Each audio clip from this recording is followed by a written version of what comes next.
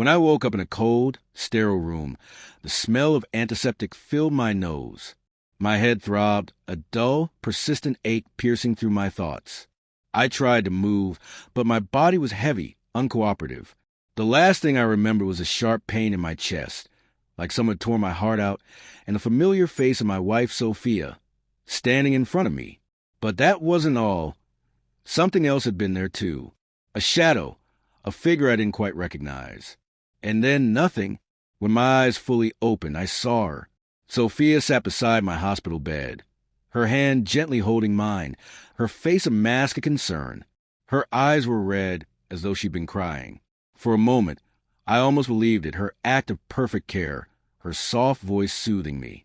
But then she spoke. "Darling," Sophia whispered, her voice trembling, "I'm so sorry you had to see that. I should have kept it from you. I didn't mean for you to find out like this." I stared at her. The words she said didn't match the image I had of her. The woman I thought I knew. I wanted to believe her, to let myself drift back into the comfort of her lie. But the memory was like a knife in my gut, twisting deeper with every passing second. I knew what I had seen. Sophia and I had been married for 10 years. We had built our life together in a beautiful apartment in Berlin. I was a successful financial analyst, and Sophia had worked her way up in the competitive world of luxury hospitality. We were the kind of couple others envied, perfect on the outside, with no sign of the storm brewing beneath the surface. At least, that's what I thought. Lately, though, things had felt off. Sophia had been distant, distracted. I chalked it up to her demanding job, the pressure she faced at the hotel where she worked. She was climbing the ranks, and I admired her for it. But at night, when she came home, something about her was different. Her eyes always seemed lost, and her laughter didn't reach her eyes anymore. I should have seen the signs, the late nights, the half-empty bottle of wine on the counter when I got home, the way she would glance at her phone and quickly hide it when I entered the room. But I ignored them. I trusted her. I thought we were happy. It wasn't until that night, the night that everything shattered. I had come home early from work. My day finished with a strange, gnawing feeling I couldn't shake. When I entered our apartment, I noticed Sophia's coat was gone, her bag absent from the hallway. But there was something else, something I hadn't expected. The faint sound of voices coming from the bedroom. I should have turned away. I should have respected her privacy. But something pulled me toward the door, an invisible thread that led me to the truth. I pushed the door open just a crack, enough to peer inside. The scene I witnessed is one I'll never forget. Sophia was on the bed, her clothes strewn about the floor. She wasn't alone. The man beside her had his back to me, but I knew instantly who he was. Matthias, a colleague from her hotel. Someone I had seen a few times at social gatherings. Always charming, always just a little too close to Sophia. I dismissed it as nothing, thinking he was just being friendly.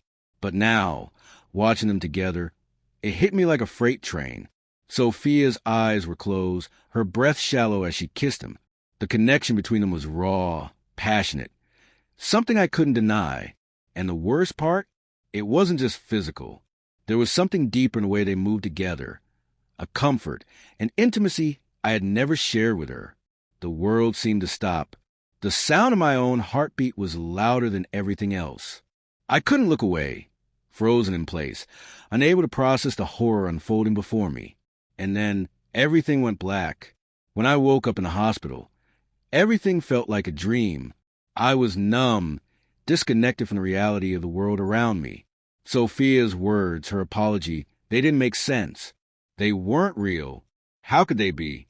I wasn't sure how long I lay there in that hospital bed, my thoughts swirling like a storm. The scene in the bedroom, the rawness of it, played on a loop in my mind. I couldn't shake the image of Sophia's betrayal. The face of Matthias burned into my brain. Sophia sat there beside me, waiting for me to say something. But I couldn't speak. I couldn't even look at her without seeing them together, their faces twisted in pleasure. The woman I had loved, the one I had trusted with my heart, had just ripped it out and trampled on it. And the worst part? She expected me to forgive her. "You don't need to explain," I finally said, my voice cold, detached. "I know what happened. Sophia flinched, her eyes welling up with tears. Please, darling, I'm sorry. I didn't mean for it to go this far. It was a mistake. I wanted to scream. I wanted to throw something, to make her feel the same pain that was coursing through me. But I held back. I knew better. Instead, I just stared at her. A mistake! I echoed, my voice tight with bitterness. Do you know how long it takes to break a marriage like ours? How much effort it takes to destroy something beautiful? But something unexpected happened. As I lay there in that sterile room, as Sophia continued to apologize, to beg for my forgiveness, I realized I didn't feel anger, not in the way I thought I would. No, instead, there was a calmness, a clarity I hadn't had in a long time. I didn't feel sorry for myself. I didn't feel like the victim. I felt free. Free from the illusion I had lived in for years. Free from the love that had always been one-sided. And that's when it hit me, the realization of what I needed to do. I would make Sophia regret this, not with shouting or accusations. No, that wasn't my style. I would take a different approach, a calculated, intelligent one. I knew exactly how to get revenge. And it wasn't just about Matthias. It was about the life we had built, the image we had both worked so hard to project, the one that was now shattered beyond repair. But I wouldn't let her get away with it, not without losing everything. Over the next few days, I went through the motions, pretending to be the man who had been broken. I allowed Sophia to think I was lost, that I was confused, unsure of what to do. I listened to her excuses, nodded at her tears, and said nothing. But as the days passed, I quietly began working on my own plan. I contacted Matthias's wife, an innocent woman caught in the web of his lies, just like I had been. I told her everything, leaving no detail out. The texts, the hotel rooms, the lies. I painted a vivid picture of the betrayal. But I didn't stop there.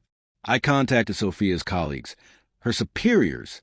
I subtly whispered in the right ears, hinting at the things she had done to climb the corporate ladder, the underhanded tactics, the backstabbing. And then, just when it seemed like Sophia's world was falling apart, I made my final move. I filed for divorce, taking everything, the apartment, the savings, the life we had built. But it wasn't the money I wanted. It was the control. Sophia's tears, her pleas, they meant nothing now. The divorce was final. Sophia was left with nothing. No man, no career, no reputation. And while I watched her life unravel, I felt nothing. Not joy, not satisfaction. Just an emptiness that had been replaced with something even more important, freedom. And in that moment, I realized that sometimes the most powerful revenge isn't what you do to the other person. It's about taking back your life, your sense of self, your dignity. As I walked away from the ashes of my past, a familiar saying echoed in my mind. The greatest revenge is living well,